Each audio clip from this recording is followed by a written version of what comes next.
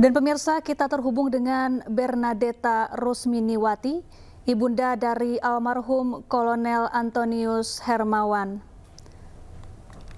Selamat siang dengan Oma Bernadetta. Selamat siang.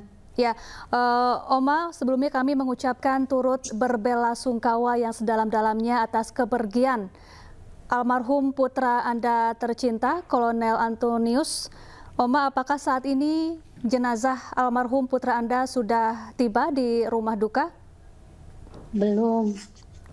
Barangkali masih di perjalanan dari bandara menuju ke kediaman. Baik, nanti setibanya di sana rencananya di mana dan pukul berapa jenazah almarhum akan dikebumikan? Programnya udah diatur, habis ini kita jam 3 ada acara keagamaan, misa. Habis misa baru dimakamkan ke makam yang tidak jauh dari rumah, sekitar 500 meter. Baik, Oma, almarhum Kolonel Antonius ini putra Oma yang keberapa? Keempat. Dari berapa bersaudara, Oma? 5.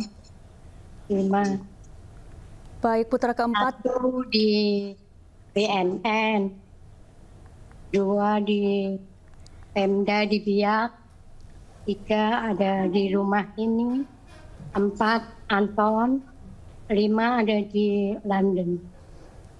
Baik, apakah ada istri dan anak yang ditinggalkan oleh almarhum, Oma? Ada.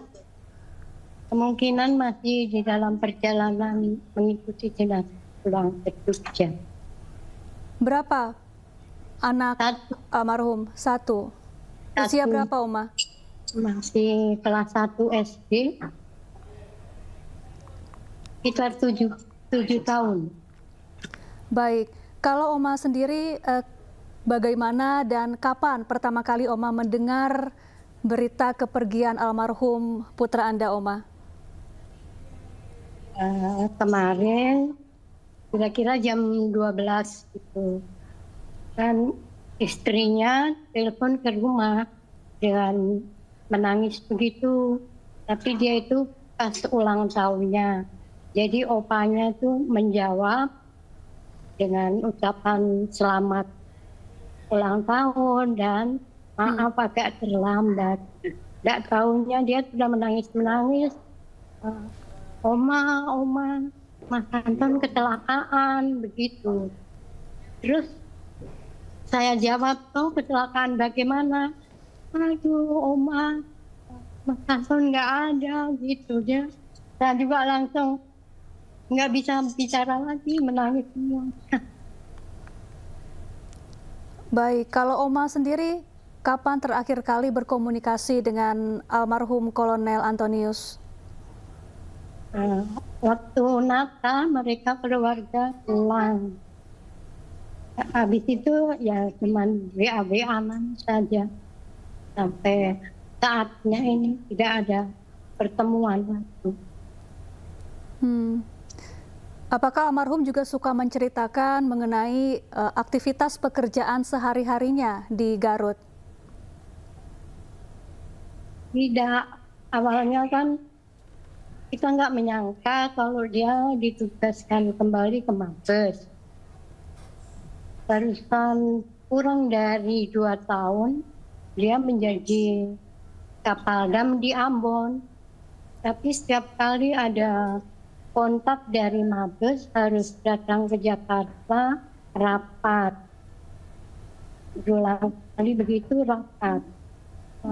Terus waktu pulang itu dia sudah cerita mau cari sekolah anaknya di Jakarta untuk diambil dari Ambon.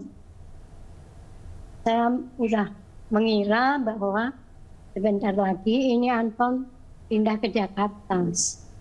Setelah pindah, betulan itu baru dia kontak ke rumah. Sudah boyongan semua, opa, oma, orang di Jakarta lagi. Baik, Oma, lalu bagaimana sosok Dari almarhum di mata Oma dan keluarga, seperti apa kesehariannya mungkin sejak kecil sampai sekarang, apa yang paling melekat di hati Oma terkait sosok dari almarhum Kolonel Antonius ini? Ya, itu saya punya anak yang aku paling kehilangan dengan adanya dia. Sebagai anak ya supel, penurut, akrab dengan keluarga, tetangga, teman-temannya banyak.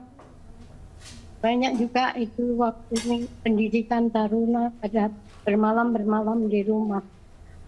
Jadi ya banyak yang kehilangan dia, termasuk saya sendiri. Tidak akan berjumpa lagi. Ya, almarhum kan sering tugas ke luar kota jauh dari rumah. Apa yang paling Oma rindukan dari sosok almarhum? Kalau pas tugas-tugas ke luar negeri, mana ke Serbia, ke Libanon, atau Finlandia, bahkan Amerika, begitu pasti juga calling. Pasti kasih berita, kasih videogram juga. Jadi waktu Libanon itu dia malah dapat COVID, dipaksa 2 minggu bertahan di sana. Saya selalu mengenang apa yang ada diri dia. Baik, terima kasih Oma Bernadetta, ibunda dari almarhum Kolonel Antonius, telah bergabung bersama kami di Breaking News. Kami mengucapkan turut berbelasungkawa, terima kasih dan salam sehat selalu. Pemirsa, sempat dihentikan karena kondisi cuaca. Penyelidikan kasus ledakan amunisi kadaluarsa di Garut, Jawa Barat kembali berlanjut hari ini. Selain itu, TNI AD mengaku bertanggung jawab penuh atas kasus ledakan amunisi yang membuat 4 anggota TNI dan 9 warga sipil meninggal dunia. Kegiatan penyisiran dan investigasi di lapangan menjelang gelap dihentikan oleh tim investigasi ya, karena cuaca sudah gelap menjelang malam, dan rencana pagi ini kegiatan penyisiran. Dan pada kesempatan ini saya menyampaikan bahwa TNI Angkatan Darat bertanggung jawab secara penuh untuk membantu semua proses penanganan dan pemakaman para korban, baik yang berasal dari jajaran TNI Angkatan Darat maupun yang berasal dari masyarakat sekitar, di mana untuk warga masyarakat sekitar yang menjadi korban, jajaran Kodam 3 Siliwangi, Korem 062 Tarumanegara, dan juga Kodim Garut akan membantu semua proses pemakaman sampai dengan selesai. Ya, pasca terjadinya ledakan pemusnahan amunisi kadaluarsa di Garut, Jawa Barat, petugas melakukan sterilisasi di lokasi. Jalan menuju lokasi pemusnahan amunisi kadaluarsa di Desa Sagara, Kecamatan Cibalong, masih dijaga aparat keamanan. Tak hanya itu, tempat kejadian perkara atau TKP pemusnahan amunisi kadaluarsa yang menewaskan 13 orang, di mana 4 diantaranya anggota TNI dan 9 warga sipil, dipasang garis polisi dan disterilkan. Warga dan pihak yang tidak berkepentingan tidak diperbolehkan mendekat ke lokasi kejadian. Belum ada keterangan dari pihak TNI kapan olah TKP akan digelar.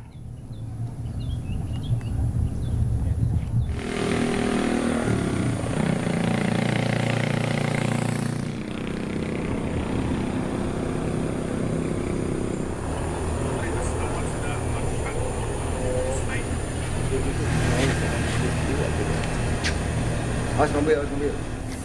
Kan dia tamu sama anak. Di malam.